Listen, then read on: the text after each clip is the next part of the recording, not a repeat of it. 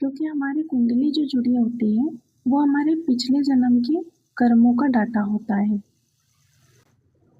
ये मैंने सबसे सीधी और सरल भाषा में आपको बता दिया। कुंडली क्या होती है, कैसे हमारे जीवन को प्रभावित करती है। इसके लिए हमें इस बात पे बिलीव करना बहुत ज़रूरी है कि हमारे कई सारे जन्म होते हैं। पीछे हमारे कई सारे जन्म हो चुके हैं और हो सकता है आगे भी बहुत सारे हमारे जन्म हो।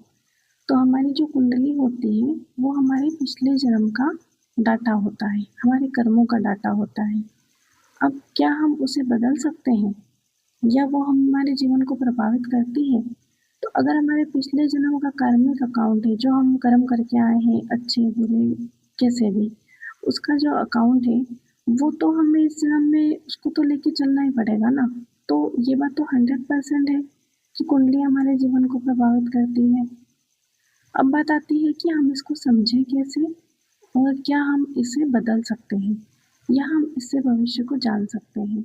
ये 3 सवाल हमारे मन में हमेशा रहते हैं।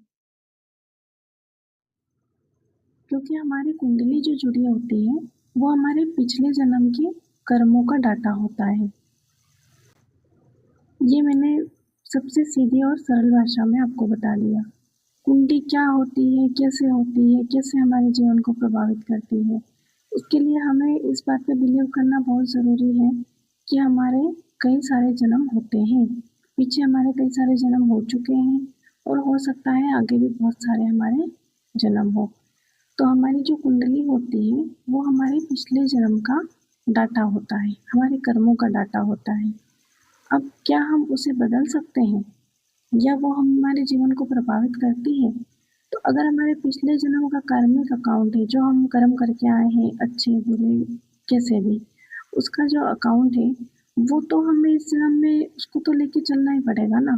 तो ये बात तो 100% है कि कुंडली हमारे जीवन को प्रभावित करती है। अब बात आती है कि हम इसको समझें कैसे और क्या हम इसे बदल सकते हैं या हम इससे भविष्य को जान सकते हैं। ये 3 सवाल हमारे मन में हमेशा रहते हैं।